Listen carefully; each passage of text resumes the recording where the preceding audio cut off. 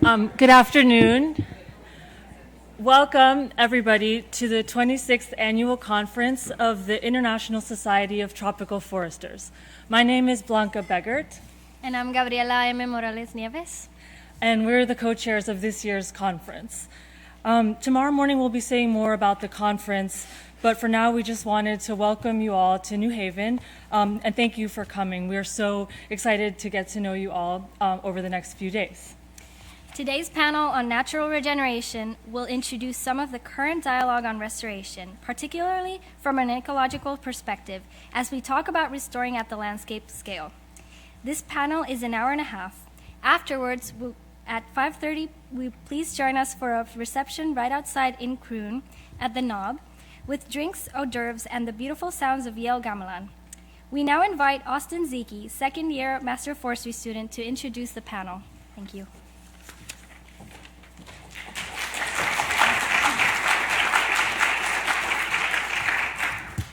And just quickly, another round of applause for Gabby and Blanca for all the hard work they've done. We're very excited to have everyone here today for our first panel and the rest of the conference, and we have a great lineup today. So as Gabby mentioned, this panel is on ecological restoration strategies. Currently, there's a huge amount of interest in global forest restoration, from existing programs like the Bond Challenge, and as we enter the UN Decade on Ecosystem Restorations, new ones like the Trillion Trees campaign. We're setting huge goals for forest restoration globally, with much of the most critical areas falling within the tropics.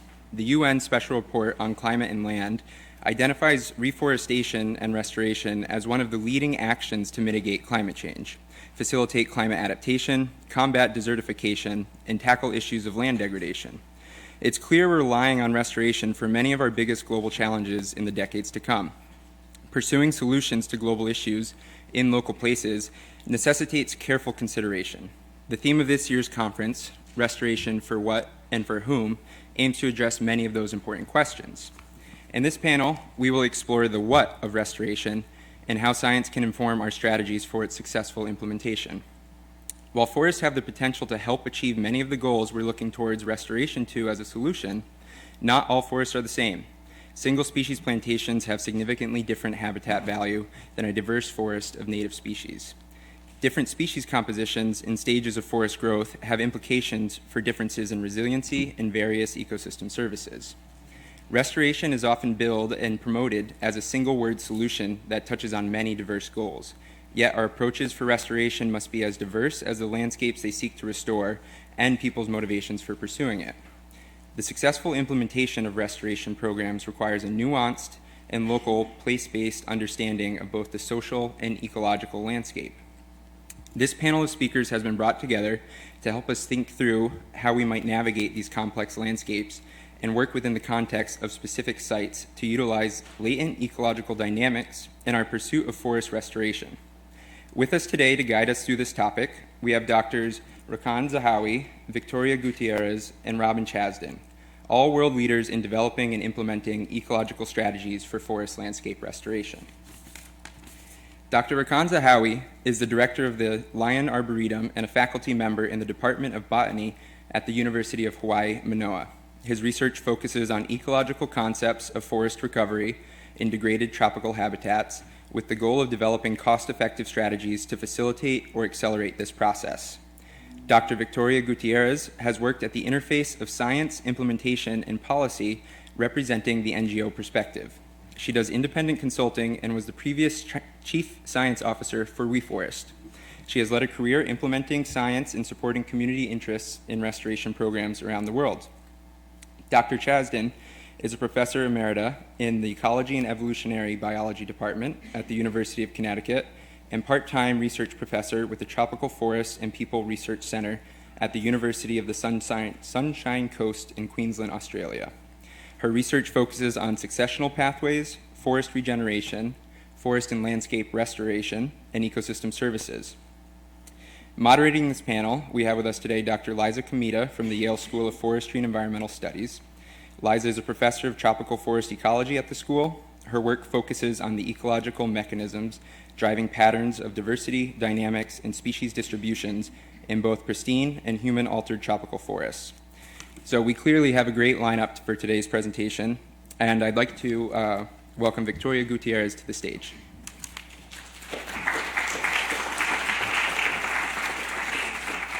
Done? Yeah. Thank you. And here's the clicker if you want. You can also use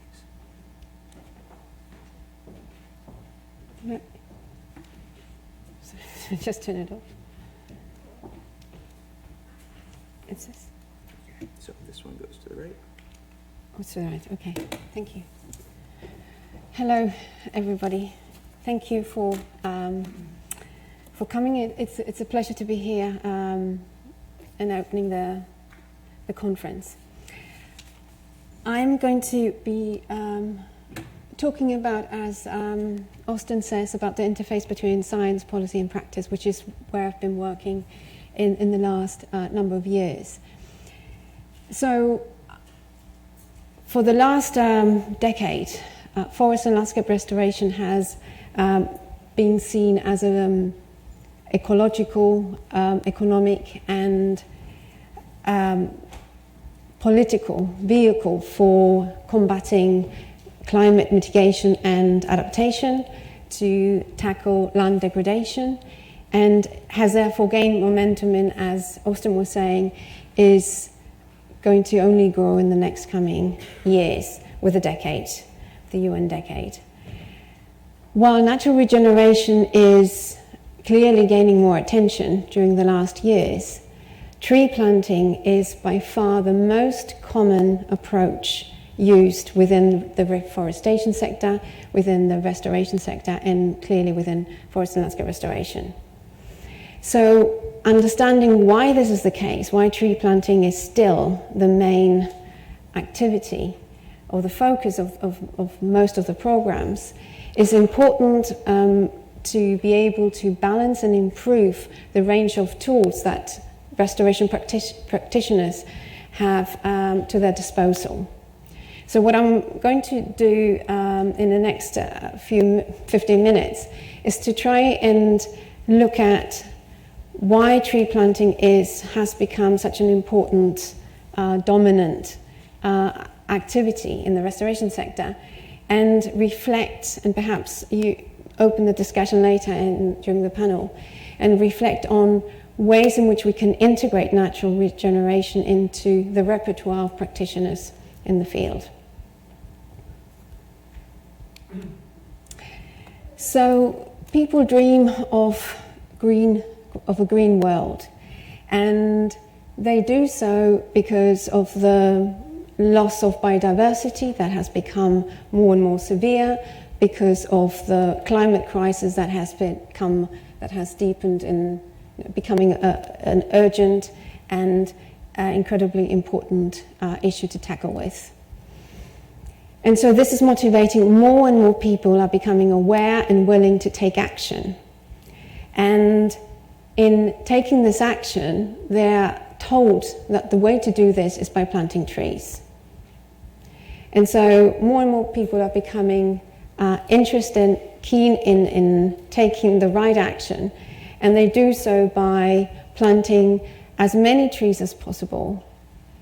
And this enthusiasm, which is expressed in the number of trees, communities, governments, NGOs are able to plant, is then used to reflect on the inspiration. It inspires other communities, governments, corporates, other coalitions of NGOs to do more.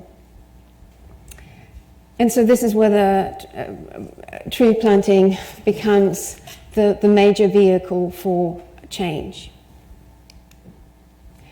So outside the specialized restoration sector, most people are familiar with the tree planting movement, far more so than with the restoration or the landscape scale movement.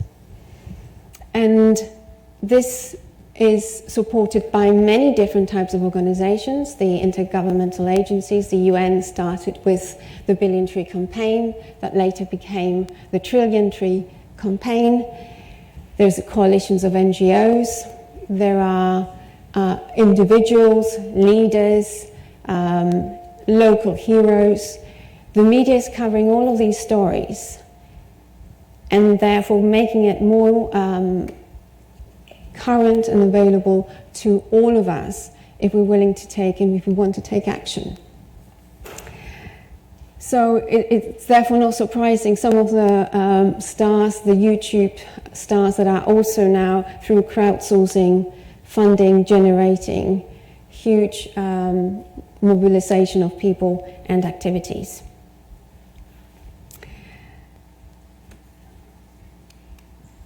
So the question is, do tree planting activities, do these celebrated efforts make any difference? And as it is very difficult or beyond the recording of the activities of these efforts, beyond recording how many trees were planted in one with one of the initiatives, beyond recording the number of trees, it's very difficult to establish whether these efforts have been successful. Similarly, because nobody is reporting on or recording when things fail, it is very difficult to establish whether these projects have been successful. So it is through personal communication, personal observations, where we do know that some of these massive, very large efforts have been unsuccessful. But there's no body of evidence that can be used to guide policy, to then guide the broader community and the wider audience into the right direction.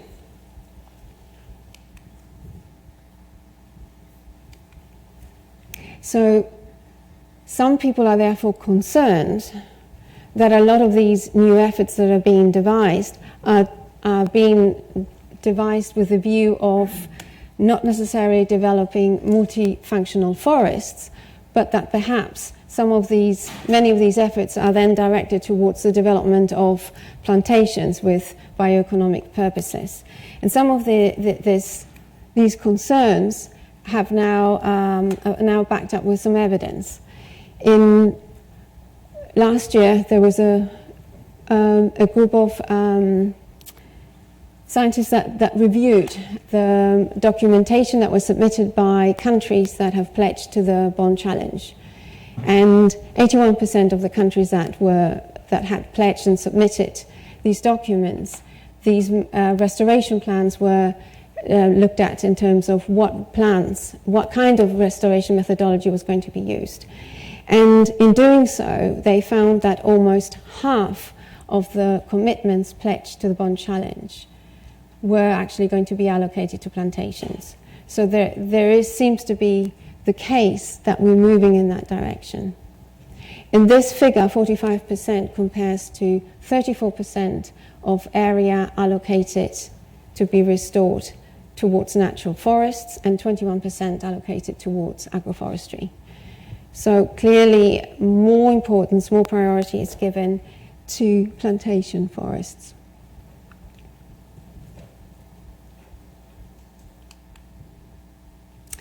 And why is therefore tree planting favoured over low intensity, cost efficient methodologies? There are a number of reasons why this might be the case, but some have argued that the lack of detail and the lack of regulation on some of these activities, like the Bond Challenge, for example, which is done on purpose to attract a wider commitment, to encourage governments to join the initiative. This lack of regulation therefore allows for the possibility of countries to use restoration examples to illustrate restoration success through planting activities. And therefore this can mislead the concept of restoration. So the wider community is therefore exposed to more examples of planting activities as the way in which we need to restore land, the degraded land. The other reasons of course, is because tree planting is an activity that we can all relate to. It's it's easy to communicate, it's easy to do. Nobody needs an expertise background to do that. So tree planting is easy to communicate and tell stories about. And so anybody can become a leader in tree planting activities. And that means that through the storytelling, we can access a wider audience and we can mobilize larger groups. Tree planting is also associated with the bioeconomy, so plantations, the commodity market, and that means that more money is being generated through these efforts. And therefore, that means jobs, that means a bigger economy, and therefore it makes it also attractive. And this could be compared to other spontaneous forms of natural regeneration and other forms of ecosystem recovery, where there is no direct connection to jobs. So therefore, this might be more appealing. Also, because we're focusing on activities, it seems far more simple, less complex than engaging in processes that are multidimensional, that require engaging with communities, that require commitment to a longer-term process. So therefore, tree planting finishes when the activity of tree planting is done. And so, again, is more appealing. Tree planting is also quicker. It means that you can report on your success, and therefore it becomes politically more appealing. Ethiopia was able to restore and plant 350 million trees in 12 hours. So of course you don't even need to wait a few years. You can use it as a political tool. So how do we navigate the use of active versus passive restoration? One of the I guess things that we need to think about is that most societies value activity, they value action, whereas nobody wants to fund or nobody wants to communicate on not doing anything. So this notion of active versus passive may actually be hindering the engagement in these spontaneous restoration methodologies. So the question is, therefore, does the categorization of active versus passive add any value to the practitioner, to those who work on the ground? So that is one issue. Also, we know that within the sector, within the various stakeholder groups, views are very different. And therefore, people position themselves along a continuum of views, where some of them would think that engaging in activities that do not involve tree planting will not generate any funding. So therefore, there's no future for any organization that wants to be involved in restoration. This is one view on one of the end of the continuums. On the other end, there are people who are saying that unless you're a landlord and leave your land to move somewhere else, there is no such thing as passive restoration. To the extent to which we have to make decisions, analyze, decide which areas to restore, we are already active. To the extent that we need to socially exclude animals, people from the landscape, we are already making decisions and taking an active approach. So therefore, is this distinction of any use? And so one of the ideas, I guess, that I want to put forth is that we need to shift from a mentality where we think restoration is an economic business, one where tree planting is at the core because it's clearly related to the commodity market and we can clearly see an economic perspective, to one that is broader, where we can incorporate cost-efficient, simpler or other forms, the broadest range of methods available and suited to the right context. in ways that can actually impact rather than we need to be thinking about impact on a number of issues, the people, the planet, and the climate. So multi-purpose, multifunctional landscapes. And to do so in ways that are based on evidence. And to do so in ways that do not exclude groups. So finding ways in which we can still leverage all of this community that is out there and willing to engage in action. So I think what we should be thinking about is how can we present the restoration, the future of restoration in ways that we can incorporate, meet all the goals of the forest landscape restoration vision, as well as engaging the non-expert, as well as showing them how to do it. And here's just, and I finish with this slide, this is one of the initiatives, there are many others, that is currently being prototyped by Common Lands, but it's funded by the EU and the UN and other organizations, to think about ways in which you can connect academics, practitioners, the broader community with tools, share experience, and exchange in ways that everybody, all these different stakeholders group, have a better knowledge of the various perspectives, but also that they learn from each other. This possibly could be extended, added an additional module where you could target the non-expert community, so maybe the wider audience. But this, I think, is an interesting proposition of ways in which we can perhaps tackle this. And I think my time is up. Okay.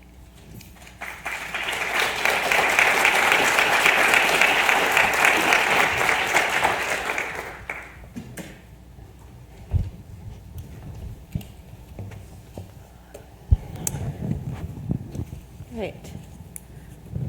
Thank you. I don't see this on the screen. Am I supposed to see something there?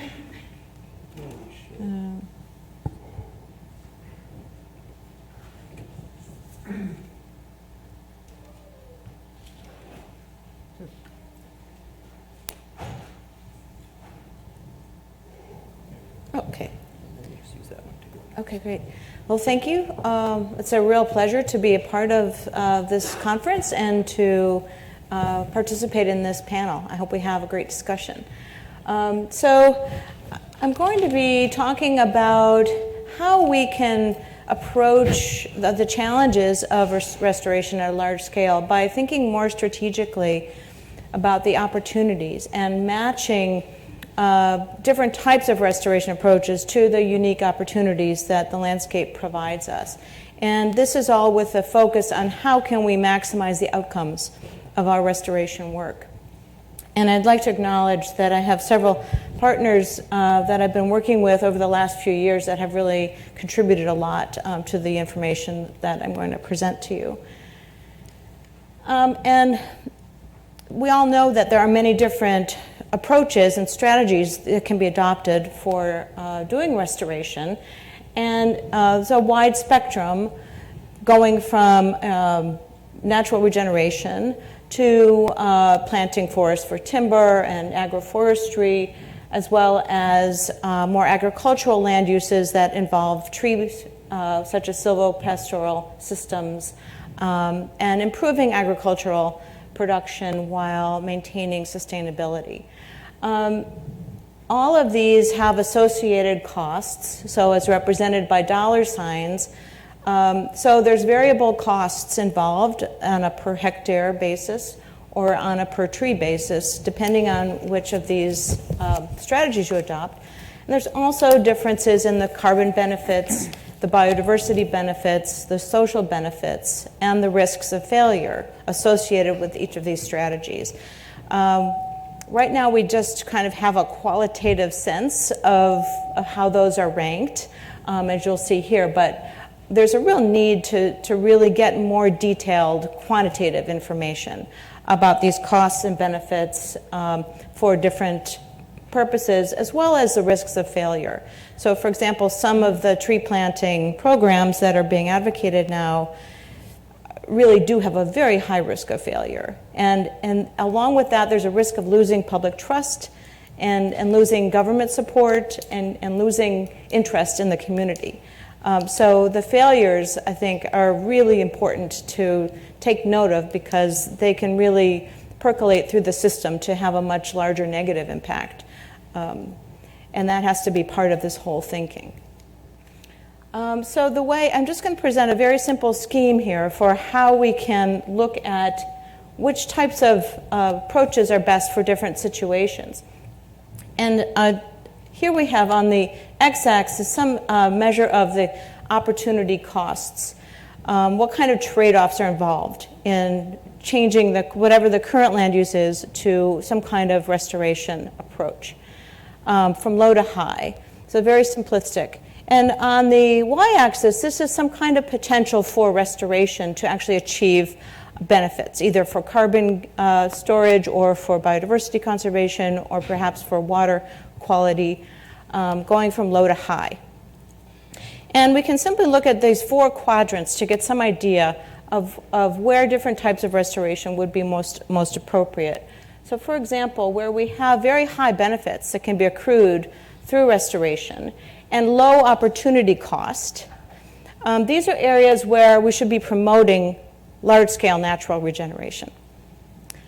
In areas that also have a high potential for benefits but have a high opportunity cost, we need to think about restoration interventions that are going to provide economic benefits for landowners. So agroforestry or perhaps some kinds of mixture of species that have commercial benefits to farmers, because otherwise they could not afford to do this with their land use. And here we have a low potential for biodiversity or carbon benefits, but we have a low opportunity cost here. So this is where we might have some kind of managed restoration plantings or plantations here, where we just don't have a good opportunity to benefit biodiversity with these kinds, but we can use the land for other things, for restoration. And then in this category, we have very high opportunity costs and a low potential for these benefits. And I would argue that we should not be thinking about doing restoration in these areas, that we shouldn't assume that everywhere where there's an opportunity, we should be trying to do restoration. So this is part of the strategic thinking. And there's been a recent publication, this came out last year, where we actually did an analysis of the Atlantic coast forest of Brazil. This was led by Bernardo Strasberg of the International Institute of Sustainability. And this team, we took a prioritization approach, looking at the entire Atlantic forest, and looked at multiple benefits, and looked at ways in which we could solve restoration problems at a large scale by considering how we could possibly maximize more than one thing through this multi-criteria prioritization approach. And this, we looked at 3 different benefits: biodiversity conservation, climate change mitigation through carbon storage in above and below ground, and reducing costs of restoration. So we looked at what are the intersection points of these 3 different benefits and mapping that out. And it gives you a way of looking at incorporating the trade-offs across these different benefits, but looking at where you can maximize them all at once. And that involves looking at these curves. And here we have the 3 different, the costs, the carbon sequestration, and the avoidance of extinctions, which was our measure of biodiversity conservation, all very spatially located, and how those intersect. And what you see here are 3 different maps showing where you have the highest opportunities for each of those individual benefits. So this is for this one is for biodiversity. This one is for carbon storage. The yellow dots maximize carbon storage, and here the purple dots are maximizing lower cost opportunities for restoration. What the multi-criteria approach allows you to do is where do you find the best compromise between all three of those, so that here's our universe that we are able to use as an opportunity. And those are all of the green areas in here.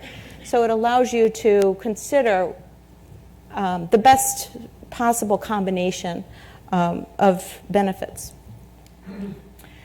Another aspect of this is the scale, so the size of the projects. And this analysis showed that the cost efficiency for carbon storage, this is just a US dollar per ton of carbon equivalent stored, it's not linear. And in fact, the costs go down with increasing project size. So that's also important to consider. How can we plan restoration in a way so that larger chunks can potentially be restored, and where can we do that, and where do we need to focus on smaller scale types of interventions? Then we've also been looking at the whole question of the spatial variability in natural regeneration potential. So if forests are simply left to their own devices, where are they most likely to restore themselves, which would greatly reduce the costs for larger scale efforts.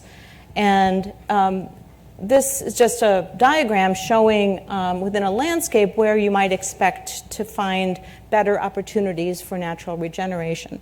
In areas where deforestation has been more recent, in areas near water, in buffer zones of protected areas where there's a large supply of potential sources of seed and animal life, near forest fragments, on steep slopes where agriculture may have been abandoned, where there's may still be more wildlands, in remote areas that are less populated, and in areas that are suitable for biological corridors.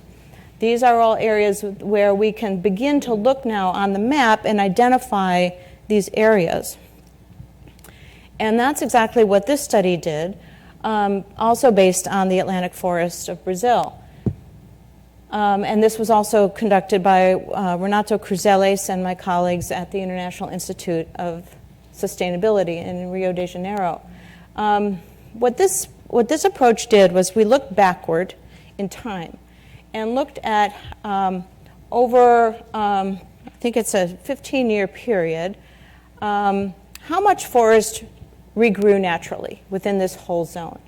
And it turned out that between 1996 and 2015, using the Mapa Biomas data set, we were able to locate or to identify over 2.7 million hectares of forest that hadn't been there before, that weren't planted.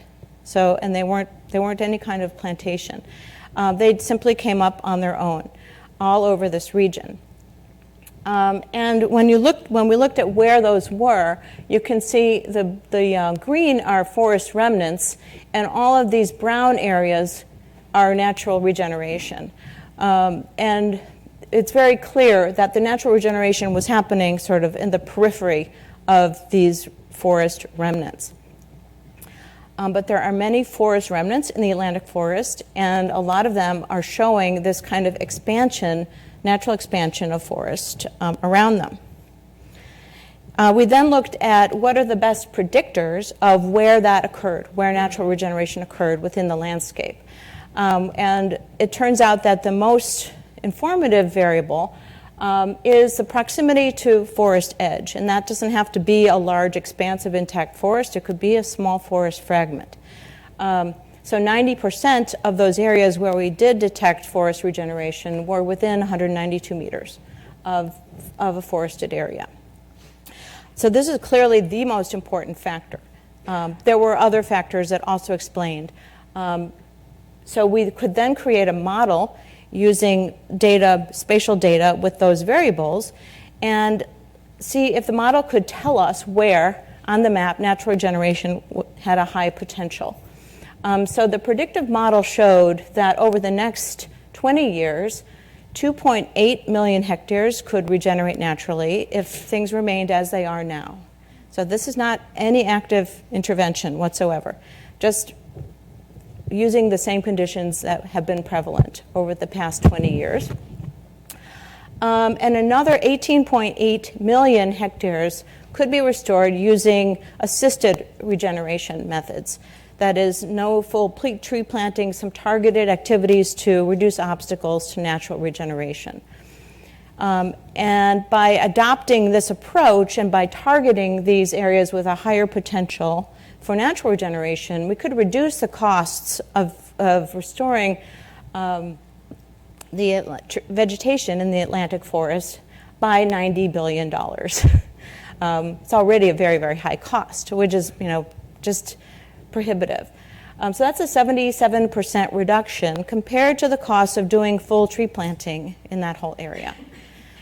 So this is a very strong argument that we can make because there is unlimited money out there, unlimited financing for doing restoration.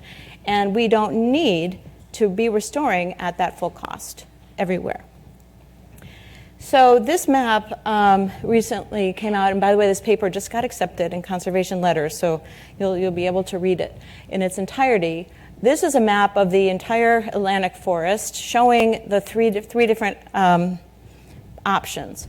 The areas in green are the existing forest remnants, so those are already there. They must be protected. They already are by law, but there's still deforestation happening. The dark blue are areas that have the higher potential for assisted natural regeneration. That includes spontaneous and assisted natural regeneration.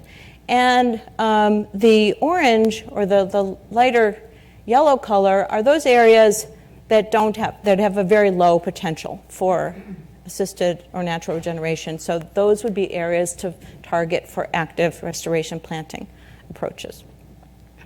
So this can really serve as an important guideline for planners who can now say, well, we want to target either this area or we want to target this region, and what is the best, most suitable approach.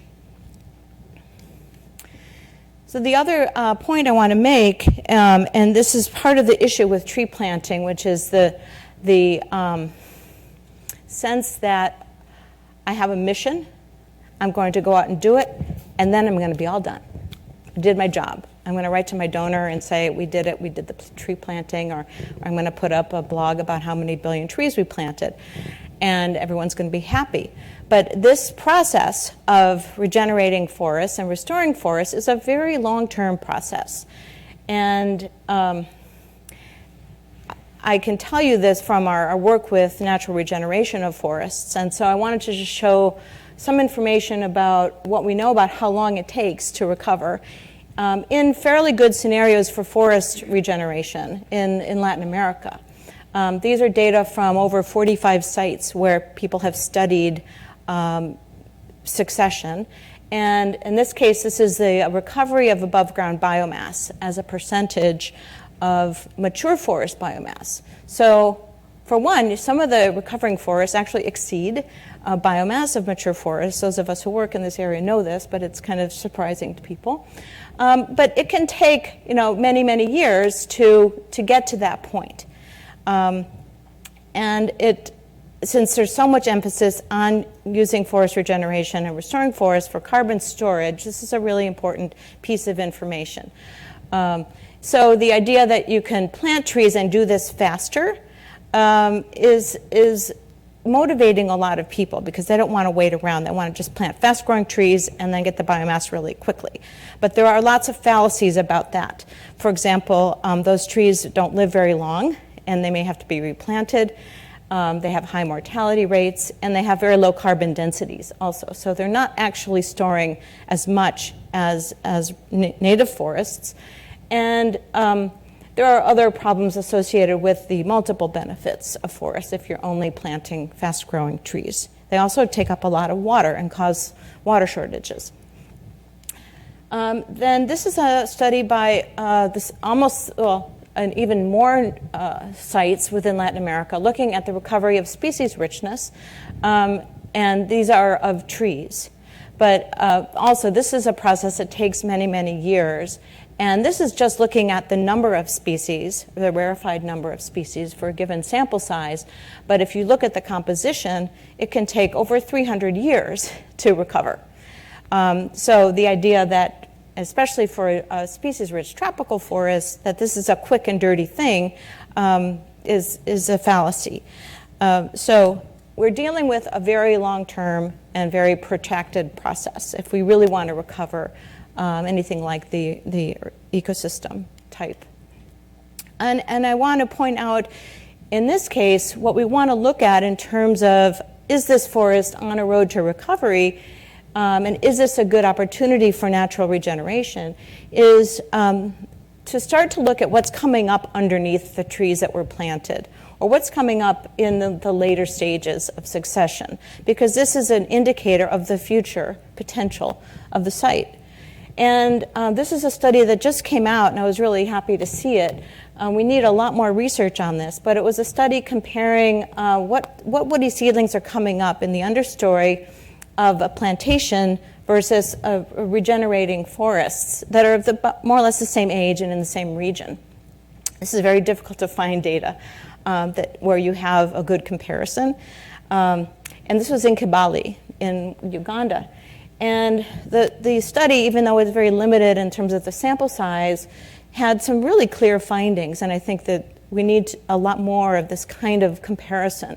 But they found that in the passively restored forests and just secondary succession, that there was more seedlings coming in.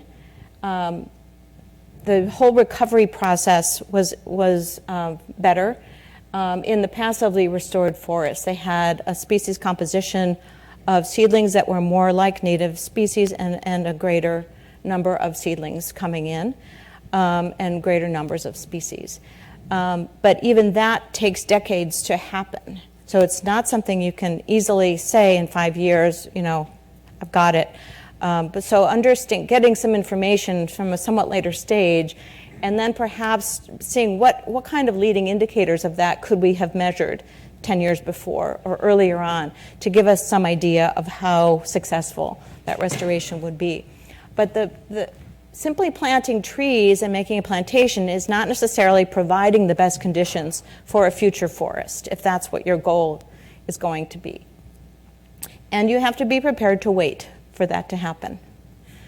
And they do suggest something which I think is really important to think about, which is that we can go in and plant particular tree species that are not coming in or not colonizing in an approach that is sort of a hybrid approach, as assisted regeneration approach, so that instead of saying, oh, these forests are missing some species, that approach is not good, we can do some enrichment planting and really provide those conditions and provide a much better outlook in the future for these forests without having to invest as many resources as we would need to for a full tree planting.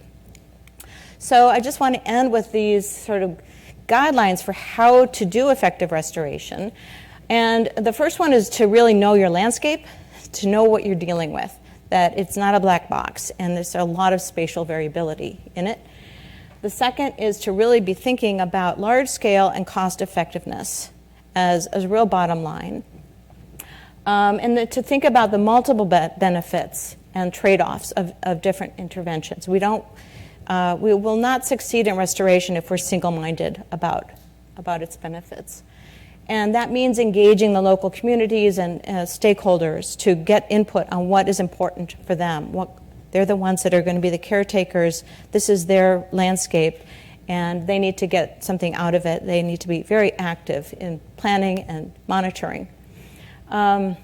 Think long term. These outcomes take a long time to mature, and we need good leading indicators of what that long-term success may look like. Recognize and map the spatial variability.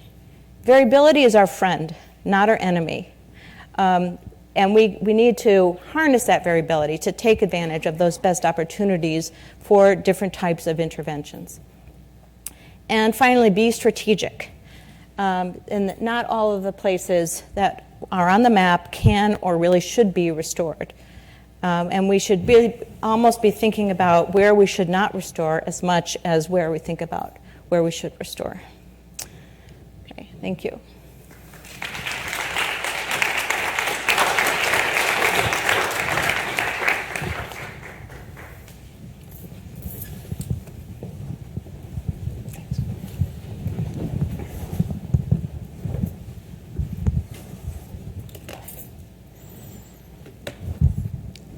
Thank you, Robin and Victoria, for opening up that discussion. I'm going to try and see if I can build a bit on that, sight unseen. And thanks for the organizers for the invitation to speak today.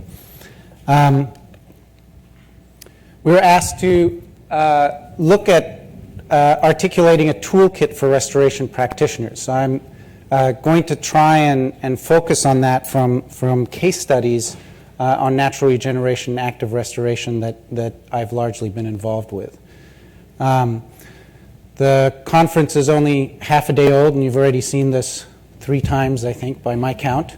So I'll just fly through it. The Bond Challenge is one of many major initiatives talking about restoration, and so it's quite clear that it's hit the global scale at this point.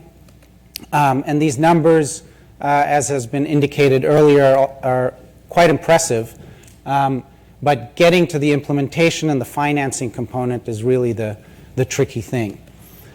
At the risk of sounding completely obvious, it is obvious. There is no one size that fits all. Each site represents a unique set of conditions. Even if you put it down to a binary sort of layout as what you have here, where you're looking at across from high resilience to low resilience, a high ability for systems to regenerate. You can look at either natural regeneration or you can look at active restoration strategies to very low resilience systems that have been really heavily degraded, where really your natural regeneration is simply not going to work. So that's just a very simple example to talk about that. And there are many factors to consider. Both Victoria and Robin have talked about these already. I'm not going to go into them in detail here, but just point them out quickly, and then hopefully you'll pick up on them in the examples that I talk about in the case studies. So financial constraints, obviously budgets are limiting, landscape level features, Robin got into that a lot, which I think is really a good lead in to some of what I'll talk about. The level of degradation of these systems, site stability, so there's a lot of uncertainty and tenure and turnover of land, and that's an important factor to consider. Aesthetics hasn't been mentioned. I'll talk a little bit about that. I think that's a really interesting angle that needs to be thought about. Of course, your end goal. This has been mentioned earlier today as well.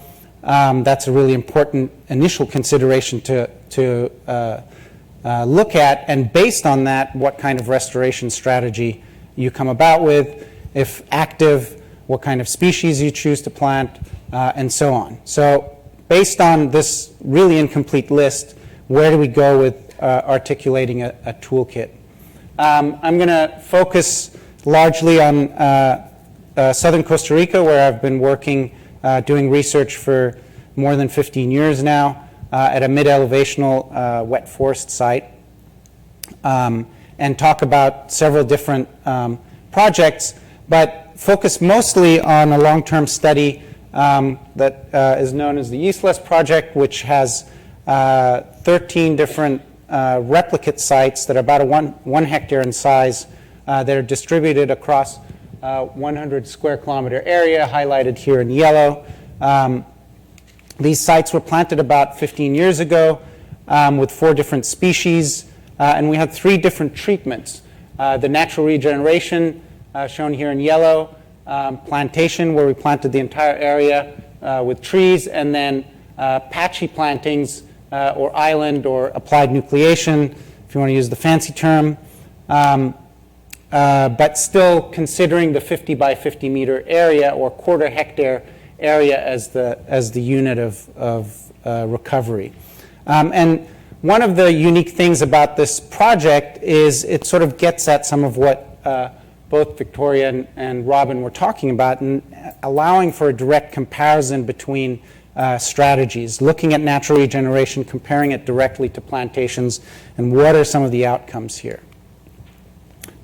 The idea behind applied nucleation, just to talk about that briefly, is just establishing foci of regeneration. Obviously, it's much less labor intensive and resource intensive. You're planting fewer trees. It also happens to mimic the natural process. So natural regeneration usually starts by something colonizing a particular area that facilitates the recovery of other species.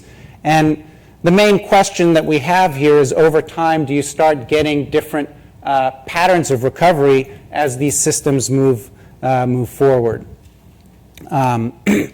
But there are also many other questions embedded in this framework of study that I'm not going to get into here, such as what's the ideal island size or patch size if you're looking at that strategy. Do these islands expand? So on and so forth. Many other questions that have been looked at here. Just to give you a bit of a visual, this is an artist rendition of a natural regeneration site, one of our natural regen sites, about a couple of years ago. So it's about close to 12, 13 years old. You can see natural recruits coming in. You still see a lot of grass in the foreground as well. So it's still an early successional system, if you will. The plantation, a very sharp contrast. The photographs are actually a lot older than the sketches. Very open understory. There are recruits under here, but they're sparse. And then you've got your typical plantation rows of trees in that system. And then, as you would expect, the islands are applied nucleation, a bit of a mix of both. You've got some rows of trees here, but you've also got some natural recruits, and you still do have some grass in there as well. If you take a bird's eye view, this is a structure from motion analysis using drones, looking at one site, and you can again see a very uniform canopy cover in the plantation, a somewhat more patchy system in the applied nucleation, although some of these islands have already merged, so that addresses one of those questions. You still have some open areas. And then natural regeneration is recovering, but it's definitely quite different to the others. Again, this view actually gives you a very simplified perspective of what's going on inside these systems. So to dig a little bit deeper into that and look at these three treatments, this is above ground biomass measured basically by measuring the actual trees on the ground. The black is natural recruitment in all three systems. This is about 7 years into the study. And you can see not much difference at that stage. A huge amount of the biomass, however, is from the planted trees, right? So one is a big disparity across treatments. But two is big variability in above ground biomass. And what I mean by that is big variability within each treatment. So look at that error bar there. It's a huge difference. Really actually an order of magnitude. So this is megagrams per hectare per year. And in plantations, it's an order of magnitude difference across our 13 sites. So what does that get at? Well, here's one of the sort of toolkit concepts that I'm trying to get at. If you take this information and plot it, we have the advantage now of 15 years of data in this study.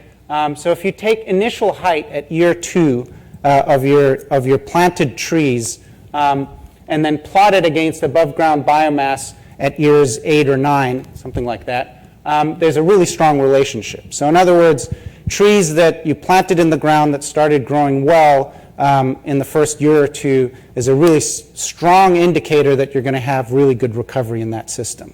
And so that's a good way of getting, if you have a site that's really struggling at year 2, it's probably not going to get any better without a lot more intervention.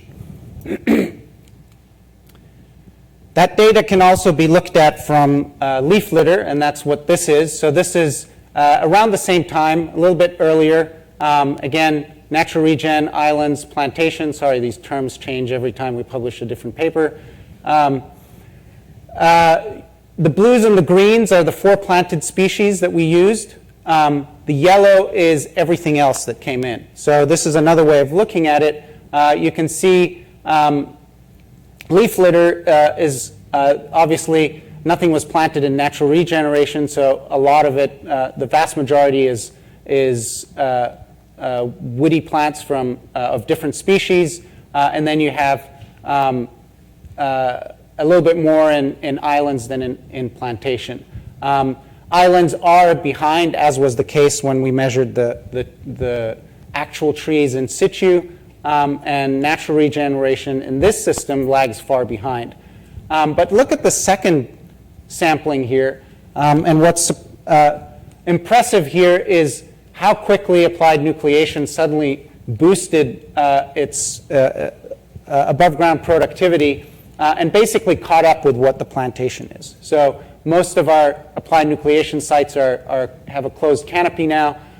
Notice also that islands have a far bigger contribution of other dicots making up that biomass. So again, if you're trying to figure out a toolkit, what's your end goal here? If carbon sequestration is it, and that's all you care about, maybe plantations are a more logical approach.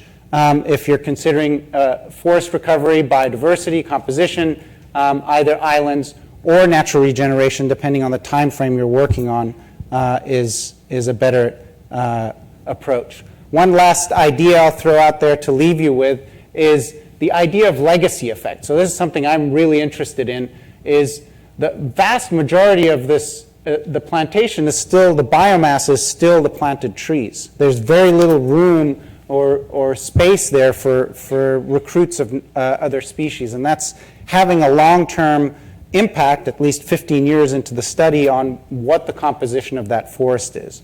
So the thumbprint of restoration is really strong there.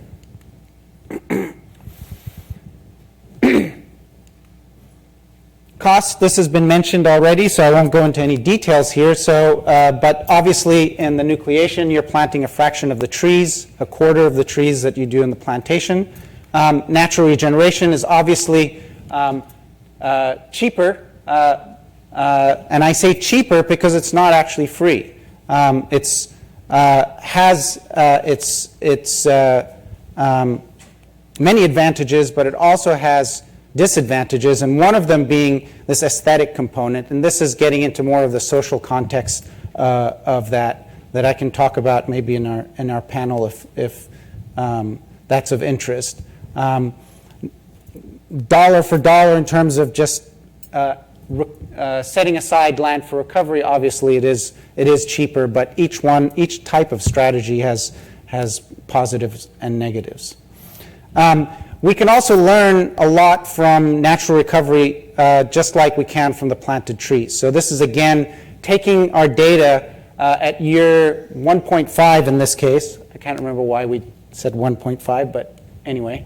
And looking at just the natural recovery sites, we could look at sites that were really still dominated after a couple of years of allowing them to recover by grasses, very few seedlings recruiting and zero canopy cover essentially, versus some natural regeneration sites that had many more tree seedlings and were already having 10 to 20% canopy cover. It's kind of insignificant in the broad numbers, but it's very early stages. But jump forward a bunch more years, and those patterns hold true. So again, you can use the natural regeneration in this case as a predictor, as a toolkit, by basically just letting a system go for a couple of years and seeing if you start getting natural recovery. If you're not getting any response, then the resilience of that system is probably low, and you probably need to revert to some more active restoration strategies. So it's great to be able to predict at the landscape level, like Robin showed in some of her slides, and then when you drill down to the site-by-site level, perhaps this is a strategy to look at to sort of fine-tune what you're looking at from spatial information that you have. So 2 early predictors: initial planted tree growth as an indicator of site productivity is a really good one, and then good early natural regeneration as a key predictor of whether natural regeneration is a good strategy to take. I want to close by going back to this bond challenge. I guess this might be a theme for the talk, the conference, and try and get at the question of persistence. Robin mentioned the time span you have to sort of give recovery to. I'm going to sort of get at it from the opposite end of that, and that's looking at persistence of recovering systems in of themselves. So again, southern Costa Rica, this is an area that's undergone a lot of land use change. So dark gray here is forest cover, and you can see a pretty an inversion, if you will, over time. If you look at that data more closely, you can see and map patches of forest that basically blink on and start recovering and then switch off. And you can map those 5 different time slices that we have in that particular part of the world and see how long those forest patches persist in the landscape. And unfortunately, the results are not very encouraging. So of the 1,750 secondary forest patches that we mapped over time, 50% of them were gone within 20 years. Within 35 years, almost 80% were gone, and within 54 years, 85% of all those secondary forest patches that switched on had been cleared again and were gone again. And this, we did a similar study on a smaller scale, looking at our restoration sites, and the same kind of concept holds true as well. So this gets me back to all of these commitments that are made by Bond Challenge and everything else, which essentially are just making commitments to restore, in this case for Costa Rica, and I guess Alicia mentioned Colombia. It's 1 million hectares, which is a great number, but it's 1 million hectares of 0-year-old forest. That really doesn't mean anything in terms of carbon sequestration. If we really want to challenge ourselves, and this is a line from my colleague Leighton Reed, we co-authored this paper, why not start thinking about ambitious commitments such as trying to restore 1 million hectares of 100-year-old forest, and all the implications that really restoring a 100-year-old forest means, which obviously means monitoring, security, management, blah, blah, blah. And I think that's a much more loftier goal to shoot for, even if we have to reduce the amount of big numbers that we use. Thank you.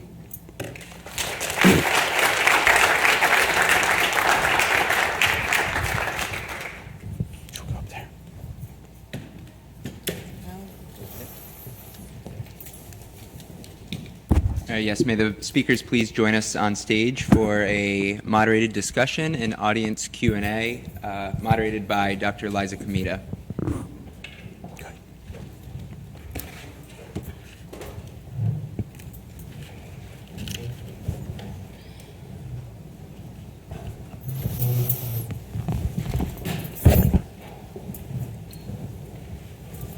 You guys don't have your mics on.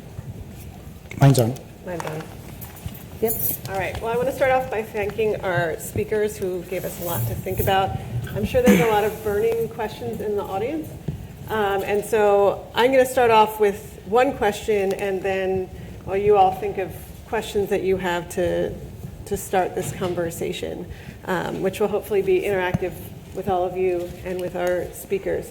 So one thing that Robin touched on was the importance of existing remnant forest in the landscape. And one thing that occurs to me as I think about all this money going into planting trees and restoring areas is the area of remaining tropical forest that we have left, and whether that's sort of getting lost in this push to restore the importance of remaining intact forest and the importance of that forest for restoration efforts.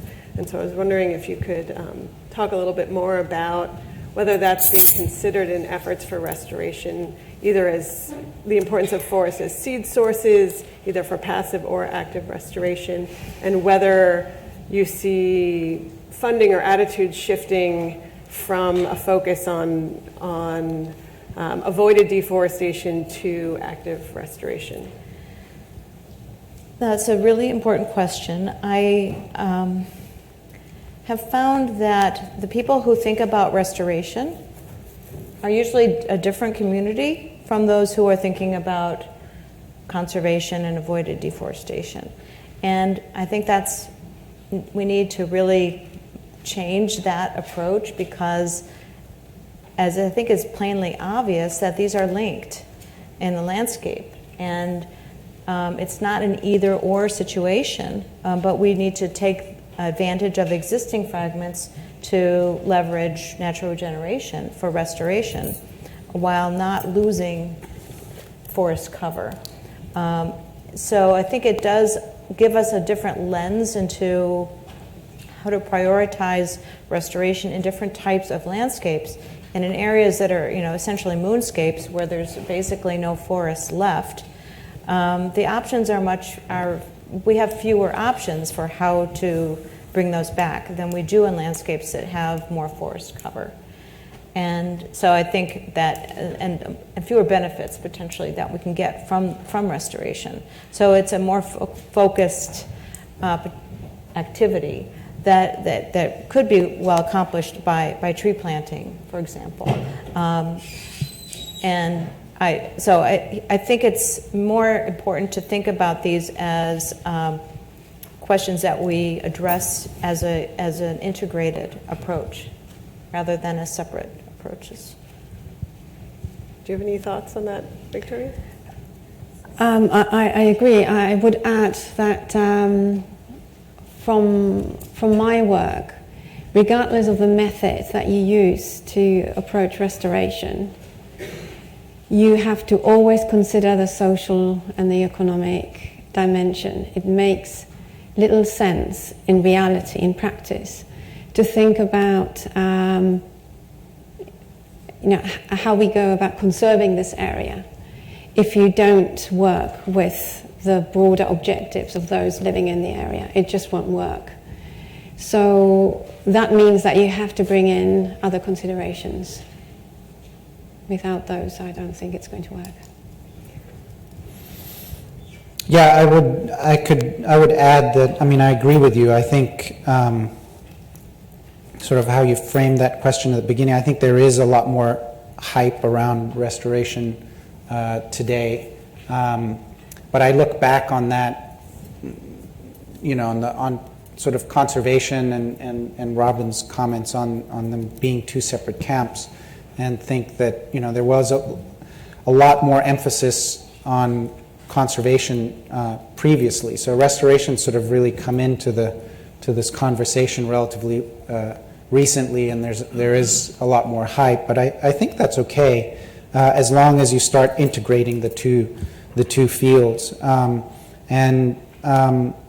I think you can. So, for example, when I worked at Las Cruces, one big goal there was trying to create corridors linking one reserve to another, and we acquired a lot of land in that process, and a lot of that land was actually just degraded pasture with patches of remnant forests in there. So you're actually accomplishing the goal of sort of folding in more, old growth or more mature secondary forest into a reserve, and then opening up areas for either natural regeneration or restoration.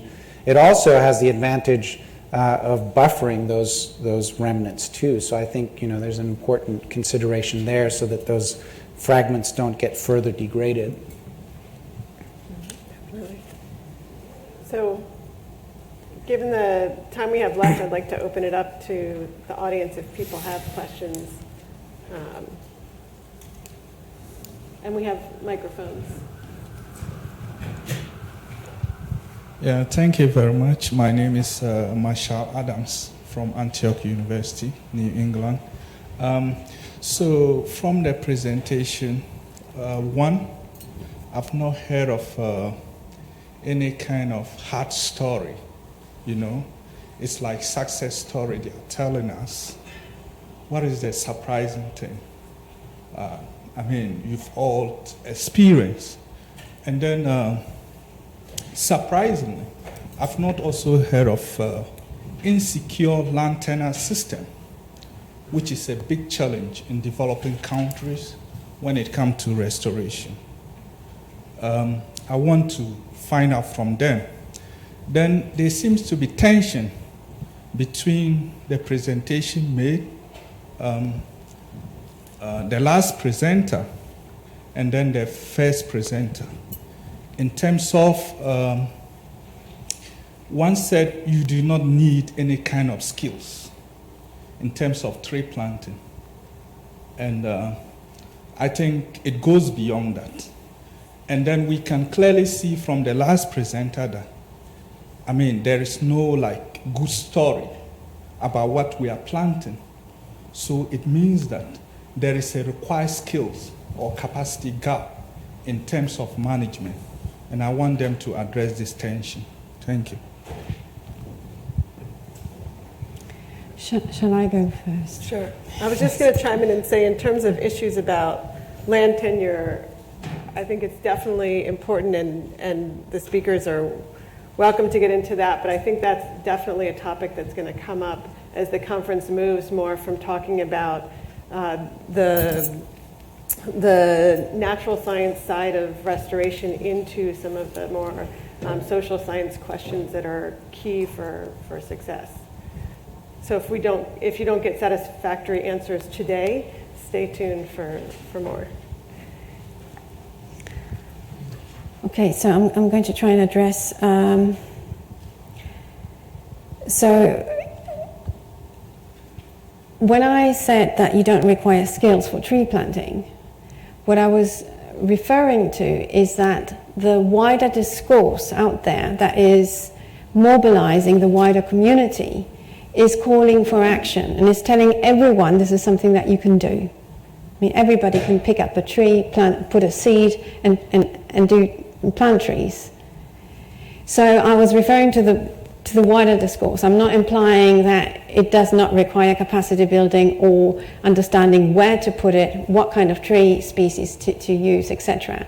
So, of course, there's a great complexity around tree planting. I was trying to, in thinking about what makes tree planting this bigger movement so attractive and appealing to the wider audience, because it's every day there's some news in the media, and thinking about how you can use and leverage what's happening in that context to bring it to our context, what we're trying to do, which is a much more complex process, which looks at the social and, of course, land tenure, governance, equality, all of these issues are part of forest landscape restoration.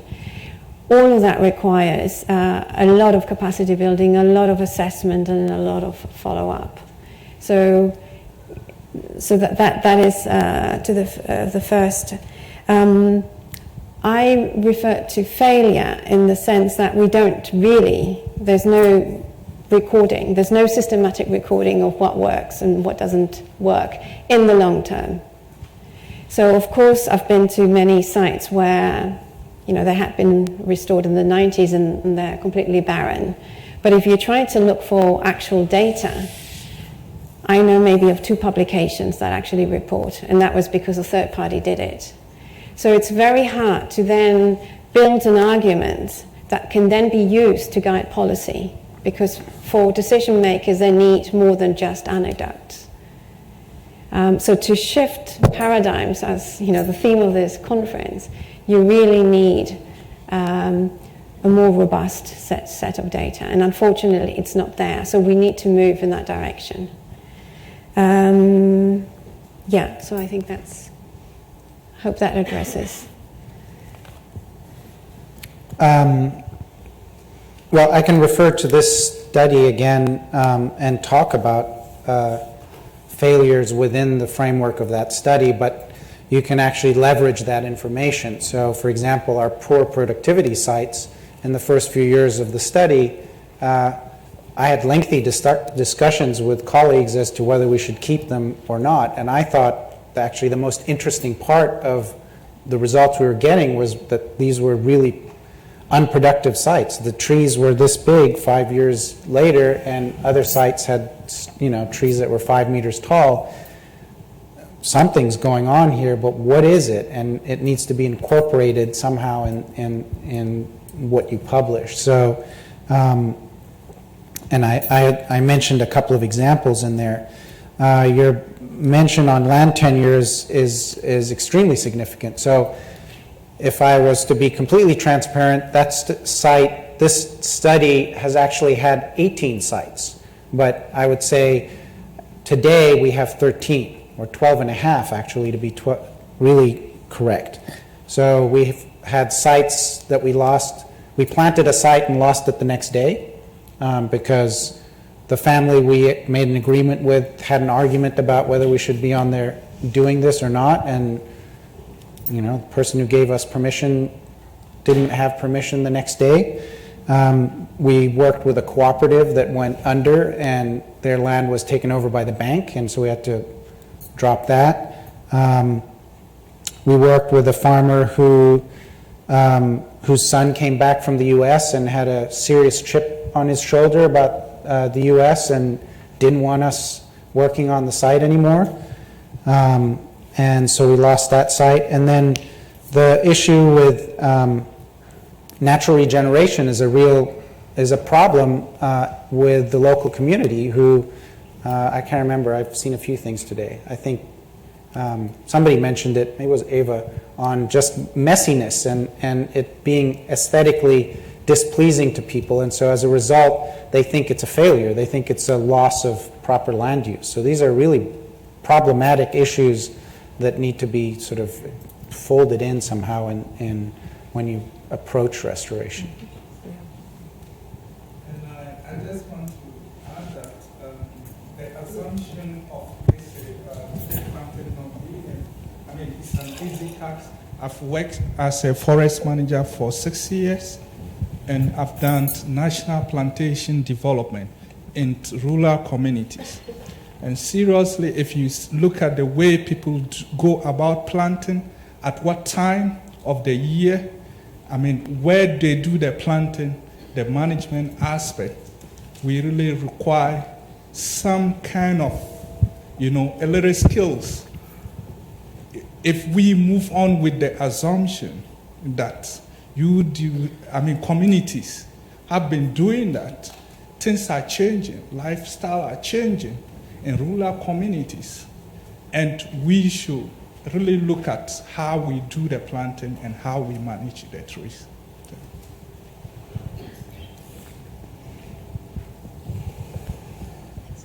Hello. Do you think there are less opportunities to involve people in natural regeneration strategies, or how do you involve people in those strategies to make it sustainable? Well, yeah, I do think there are lots of opportunities. I think this requires some kind of rethinking of assumptions, and I know that I myself have heard a lot of people say, well, regeneration is a great idea, but what will the local community do? And they really want to have a very active role. And I think that there are quite a few opportunities, including monitoring, participatory monitoring, and measuring the trees, and coming up with information about how they might be used by people in the community, involving the schools and bringing them out to the sites and showing them what comes up and learning about their native trees in the process and how did they get there, and sort of using this as an educational opportunity. And also the enrichment planting concept can be used so that the community is involved in some planting either in this exact same area or nearby, so that they're also have some trees that they can rely on in the future for certain products. So I don't see it as either or. I see a lot of mixed strategies that can be very effective. I think that gets at what Victoria was mentioning as well on the why trees are favored, because that becomes a default of the active portion of what you're doing in restoration. I'd add to Robin's comment that you could also work with weeding, for example, or looking at sort of low some kind of facilitation measures, shall we say, in natural regeneration that could also be an active component. I just wanted to share one other thought, which is that in a lot of countries, if you plant trees, you can either petition or have the rights to harvest those trees. But if those trees come up naturally, you don't have any legal right. And that is a really serious impediment to natural regeneration. And I think that there's it's really important to rethink some of these policies that were originally put out as a strict conservation method that are having adverse effects on restoration. Maybe I was just going to add about communities. I think in my experience, what was always key is alignment in terms of what do communities want. Not so much about how they're going to achieve it, but if the objective is clear. I've worked with indigenous communities in Northeast India, and we didn't use natural regeneration because it wouldn't have worked. So we used assisted natural regeneration, which meant that they had to decide which areas to socially fence themselves from, so areas that they were not going to use. And that wasn't a problem. So there was enrichment planting, but most of the communities were busy enough with other livelihood activities. So that was not an issue at all. So I think knowing what you're trying to achieve as a whole was what mattered. And once that's clear and aligned, then it's not necessarily the case that would be an issue. Yeah. In the conservation world, the use of the term conversion is quite useful, talking about conversion from forest to something else. Is that same term applicable here? Because what it seems like I'm hearing across all three presentations is it's all the factors of determination that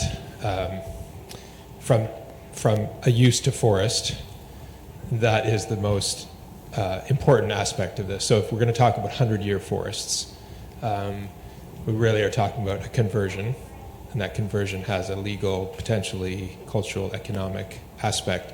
And the cost of the conversion has a cultural cost, a financial cost, potentially a regulatory cost, and benefits as well.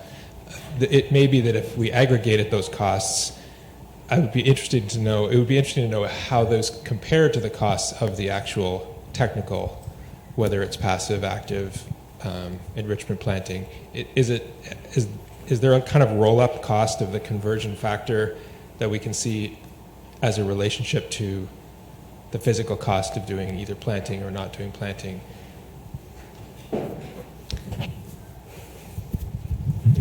Maybe it's a very tiny percentage, or maybe it's a significant percentage. I don't know of any specific estimates that's to refer to, but in my experience, when there's land conversion, the question is, when you lose a forest, who's in charge? So if the Ministry of if the Forestry Ministry is not in charge anymore, then you literally lose it. So it becomes part of the Agricultural Ministry. So there's a huge cost, and you don't recover it. So in terms of technical definitions of what the land use is after conversion, there's a huge issue there. Because once it's classed as agriculture, you will not be able to restore it.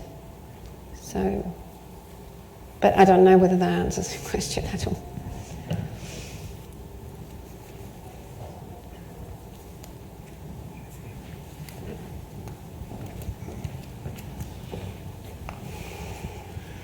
Thank you. I'm Bob Winterbottom. Thanks for the speakers. I had a quick comment and then a question related to, I think, one of the last points that Rakan made. My comment was that I would certainly agree that relying or focusing on tree planting as a main strategic pathway to achieve these ambitious restoration goals and targets is really problematic for a lot of the reasons you pointed out, the high cost, the low survival. I would also say that that knee-jerk reaction that, well, we got to achieve this by tree planting, it tends to, the default is to go back to the forestry community, the Forest Service, and put them in charge.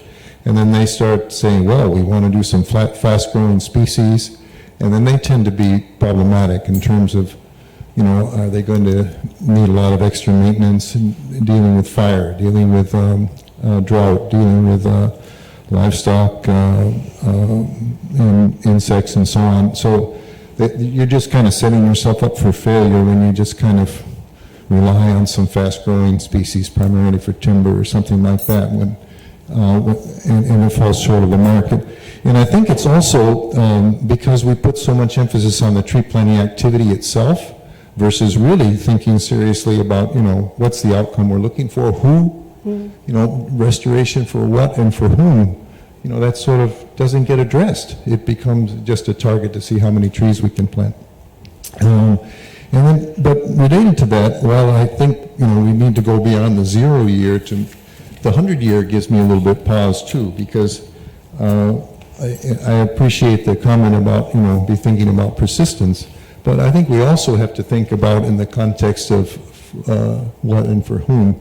How are we bringing back often deforested, degraded land to a more productive state that is going to be more beneficial in the broad sense, not just strictly from a biodiversity conservation standpoint of having a 100-year-old forest, but it's got to be productive along the way. It's got to generate some short, medium, longer-term economic benefits for the people that are going to be invested in managing, looking after this. Otherwise, it's not going to be sustained. And so, you know, setting yourself up with we need to establish this and watch it grow for 100 years, I don't quite follow that. Because these have to be, I think, a good portion of them working for us that are generating a lot along the way. Yes, we need to sequester more carbon and do it efficiently and so on, but they've got to be harvested. There's got to be some turnover. Sure, I agree with that. I mean, I think the 100-year goal is just a catchy phrase in this case. And I mean, I think in some cases it's very applicable, but maybe depending on what your end goal is, it might be just a 20-year horizon of what you're trying to accomplish. But the point is that goal that you're setting, that you're shooting for, should incorporate the entire time frame and not just time zero when you start. And so I think that's great, really good comment there. Reliance on foresters is also right on the mark, because using, again, the same study, you know, if I were to do the study again today, I wouldn't plant any of the 4 species we used.